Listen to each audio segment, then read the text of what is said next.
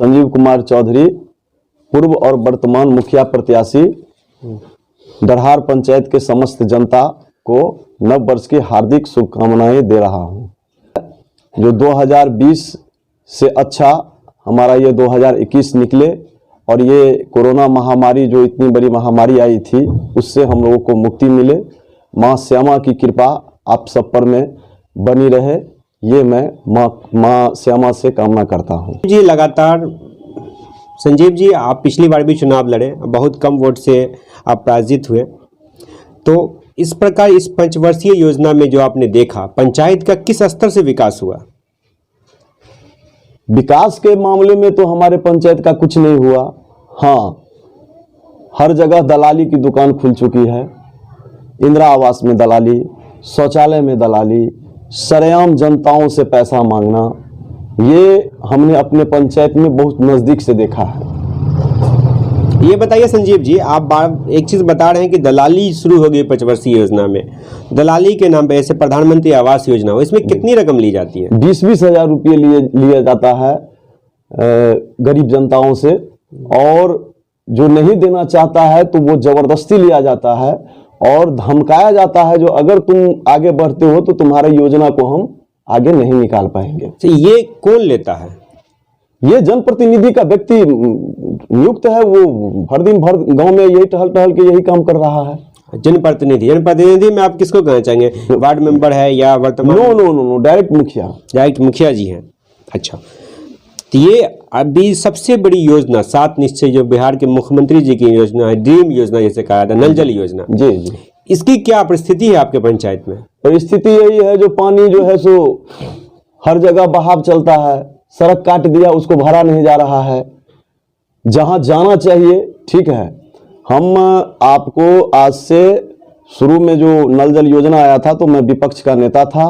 मैं हर जगह वो मोटा पाइपिंग जो होता है वो पूरे गांव में मैं टहला करके लगाया था, और कुछ वार्ड में इन्हीं के द्वारा रोका गया जहां अभी तक समस्या है, जो पानी नहीं पहुंच पाया।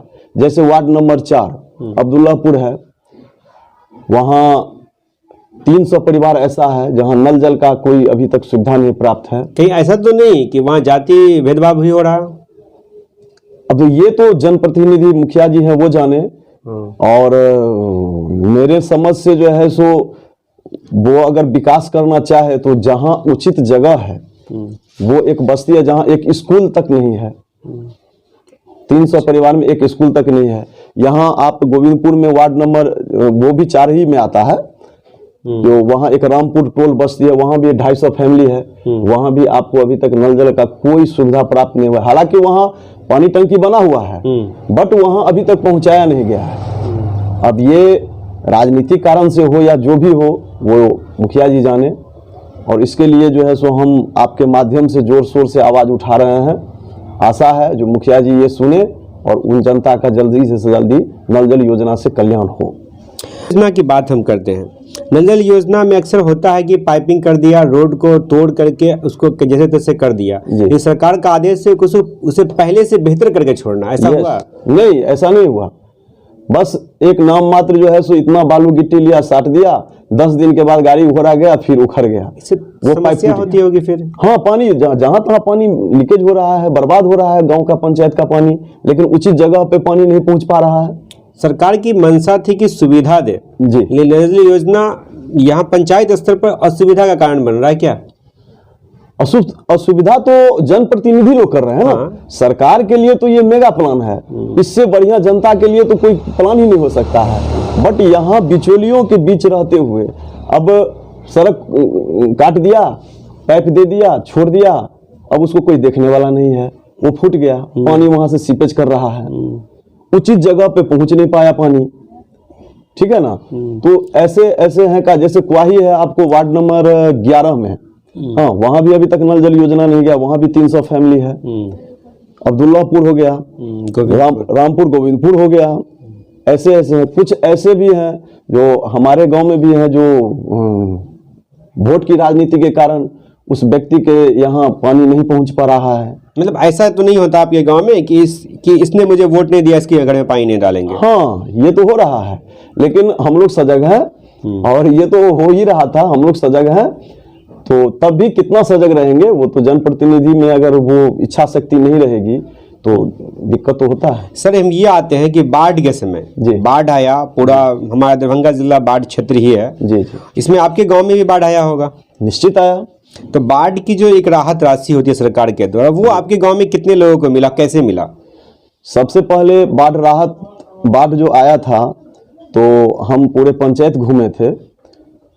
उसमें जो खासकर गरीब तबका है वो 500 फैमिली में हम अपने तरफ से हमने दाना पानी वितरण किया, जो अभी भी आप पता कर सकते हैं वो कहाँ पहुँचा। खैर वो कोई बात नहीं है।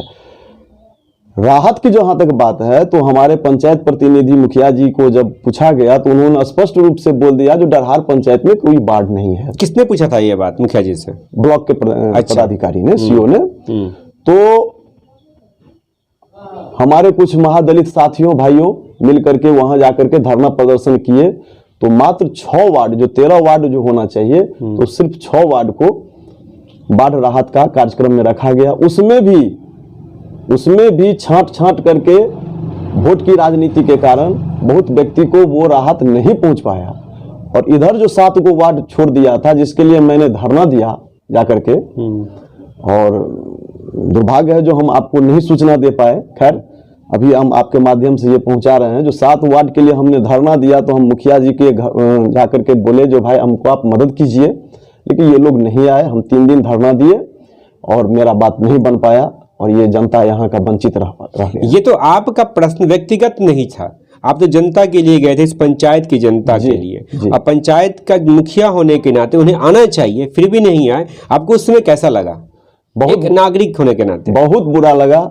आज हमारे जनता को ये सुविधा मिलती, सरकार जो है सो जो सुविधा दिया वो सुविधा मिलती तो मेरा क्या जाता। मेरा तो काम है, हमको जनता अगर चुनती है तो मैं उनको सुविधा पहुंचाऊं, मैं उनको विकास पहुंचाऊं, इसलिए ना कि मैं घर में बैठा रहूं और वो अपने अधिकार के लिए ब्लॉक जाए। एक आरटीपीसी काउंटर तक मेरे पंचायत में नहीं बन पाया, न खुल पाया, जो यहाँ की जनता को रोज एक छोटा सा काम के लिए ब्लॉक जाना पड़ता है। अच्छा सर, आते हैं हम कोरोना काल में। कोरोना काल में लगभग बेरोजगारी चरम सीमा पर बैठी। उस समय में एक रोजगार का अवसर था मनरेगा। जी, आपके पंचायत में मनरेगा की क्या हालात है? कोई योजना नहीं मनरेगा का चला, और फर्जी जो हमारे दलित महादलित भाई हैं वो उनको हक मिलना चाहिए। उनके अकाउंट में एक भी पैसा नहीं गया। अगर सही से उसकी जांच की जाए तो 80% मनरेगा जो लेबर है जो भुगतान पाया है वो फर्जी है डरहार पंचायत में। अच्छा, जो वास्तविकता में जो मजदूर थे उनको नहीं मिला? मजदूर हुए जैसे हमारे मुसहर समाज के भाई हुए, पासवान समाज के भाई हुए, वो लोग हुए, बेलदार समाज के भाई हुए, उन लोग को एक पैसा नहीं गया। हाँ, गया होगा जो इनके खास व्यक्ति होंगे उसमें वो 2-4 व्यक्ति को गया, बाकी किसी को मनरेगा के नाम पर एक भी पैसा नहीं गया। मनरेगा में कार्य हुआ है सर?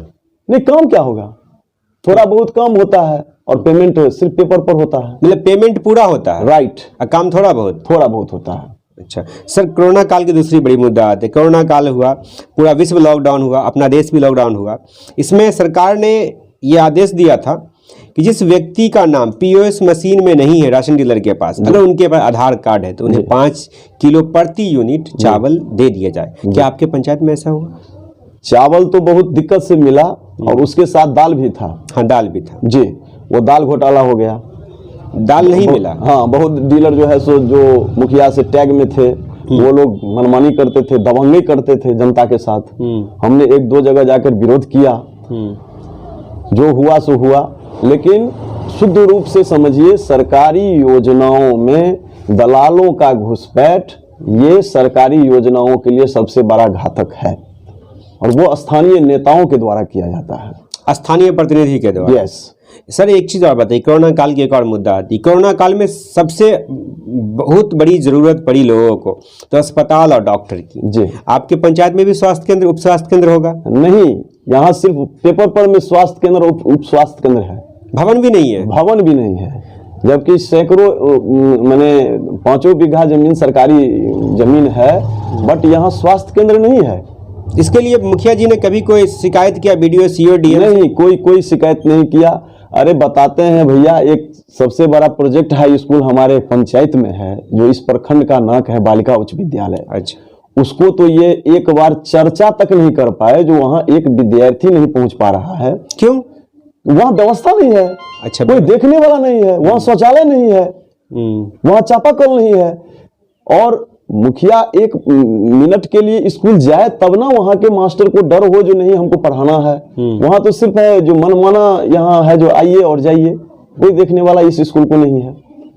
आप स्वास्थ्य केंद्र की बात करते हो, स्वास्थ्य केंद्र तो हम 5 साल की 10 साल से हल्ला कर रहे हैं, जो स्वास्थ्य केंद्र होनी चाहिए।